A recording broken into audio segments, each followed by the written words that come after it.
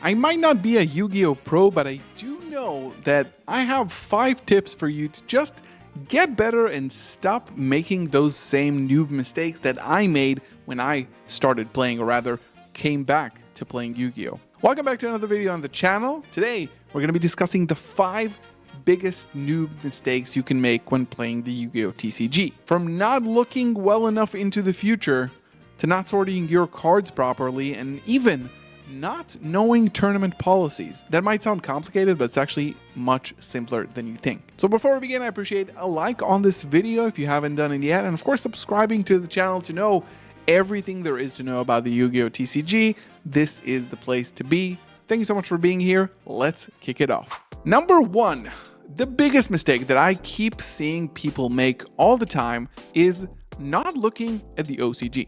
The OCG is of course the Japanese card game, and essentially just by following it or this channel where I cover a lot of it can actually let you see 4 to 6 months into the future, because the OCG release cycle releases usually most of the same cards just a lot earlier. Given that the OCG and TCG sets are basically identical besides some TCG exclusive archetypes, TCG players have a rare opportunity to learn the game before it actually releases and know everything there is to know about the new decks and the new cards before they come to the TCG. This also gives us a great opportunity to see cards that will be playable in the future but hasn't yet spiked up in price. This happens countless times because a deck that is being released utilizes or uses older cards that are probably harder to get or haven't received a reprint in a while. And now, because Yu-Gi-Oh! Doesn't have a rotation and every single card that has been released since the beginning of the game is legal, sometimes you just need to pick up old cards that no one's actually selling, and because the demand is so high,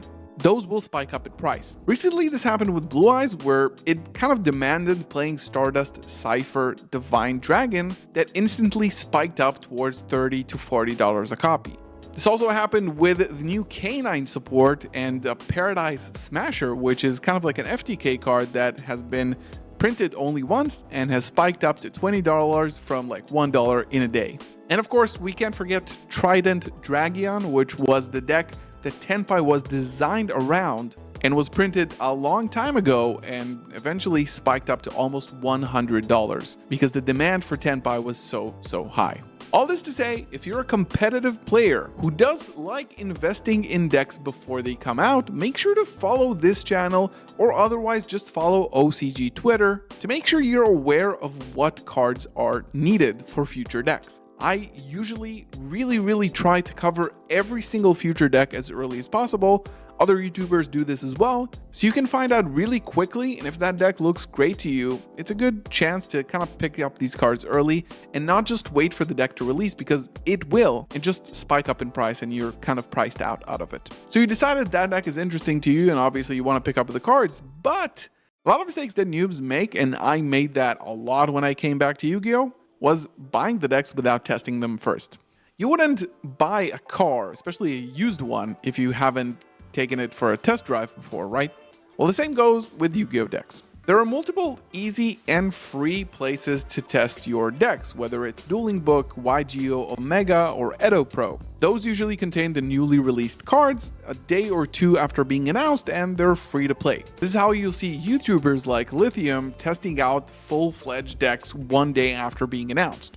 Before committing to buying any cards and making big investments, especially if you're more on the budget side, take a few minutes to take a look at these videos and maybe take those decks to a test drive on your own. You can't really compare testing the deck on your own, in your own hands, whether it's digital or printed proxies, because that gives you the feeling of what the deck actually feels like, and is this actually a playstyle that you kind of connect with.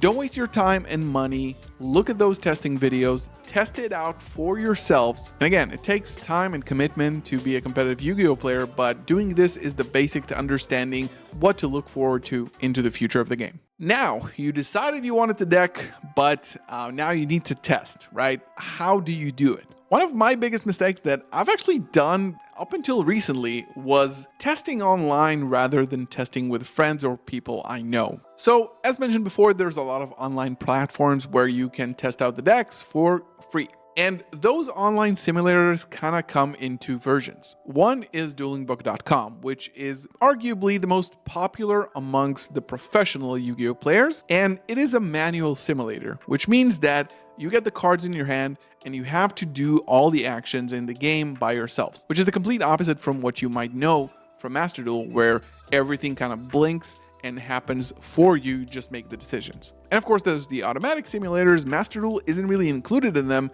because it does not follow the same release schedule and the format as we have in the TCG. So those will be Edo Pro or YGO Omega. Now, starting off with which one of these methods should you pick? Automatic simulator versus manual simulator. Now, I'm gonna give you my story and how I kind of got back into the game and what my testing life looks like now. So when I got back into the game, it was around 2020, 2021, and I was looking for a way to, of course, test my decks before I commit to buying them. Back in that day, it was Ultrageist.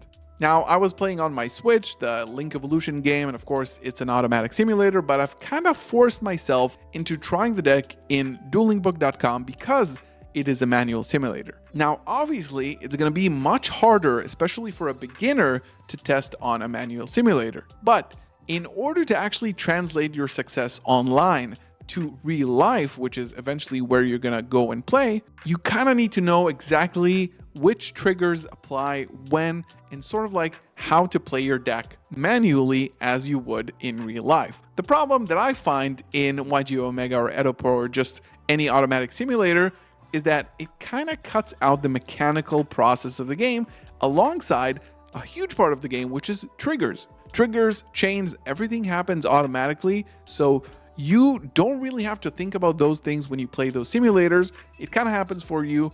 And I think muscle memory also applies to the brain, and having that muscle memory of when you actually need to manually trigger your effects is very valuable to translate into real TCG. So yeah, in real life, you're not going to have your cards flashing in yellow light to know when the trigger activation is applied. And I think that, you know, those manual simulators, especially when you're starting out, are much better. And also, if you have a group of friends you kind of vibe with, maybe on Discord, maybe in my community Discord, you can find a lot of people looking to test. Those will probably be a little bit better than just jumping into a ranked queue. You don't really have any assessment of which players you're going to get, their level, and which decks they're going to be playing. They could be playing irrelevant decks to the format just to have fun. So knowing that your opponents are solid and that you don't have to grind so many hours in order to get into a rank where your opponents will then be highly ranked and you're going to be able to get proper testing.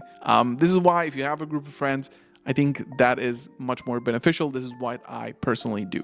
So you tested the decks, you bought the cards, you have it physically, finally. However, one huge mistake noobs make is not sorting their cards properly and not keeping them organized well enough. So you decided on the deck, you decided that you loved it, you picked up the cards, and now you need to spend 30 minutes before locals every single time unsleeving and resleeving, getting your stables right, finding it in your bulk box.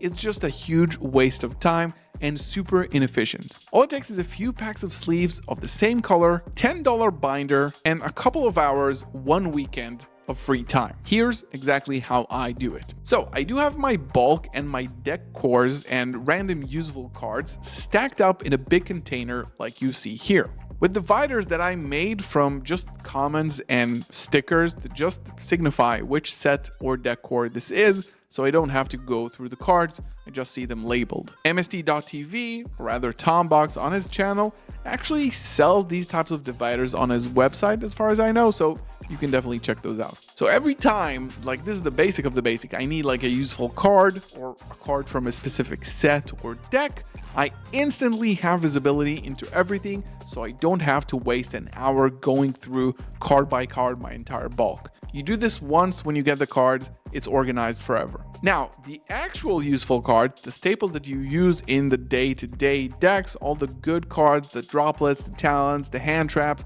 everything is sleeved up in the same sleeves as my deck cores and put into a binder where I can see each one of them. Just organized by hand traps, spells, traps, and of course I do the same for the extra deck, and you just pick out a color, you pick up a sleeve that you really like, you buy a few packs, and you sleeve everything up in the same color. That way, when you have changes to the main deck, changes to the side deck, no problem. You go to the binder, you know exactly where to find them, you take them out, you take the cards in, and that is it. No more unsleeving, no more resleeving, no more searching your bulk. It's all very much accessible all the time. And of course, if you want to like jazz it up for a tournament, I do that myself when I go into the regional. Maybe open up a pack of different color sleeves or something from sleevechief.de with a cool illustration. And then, you know, I take them out, I take them back, and then it's basically organized once again. So investing in a few packs of sleeves and a little bit of time to organize your cards so everything is accessible and ready to use will save you so much time.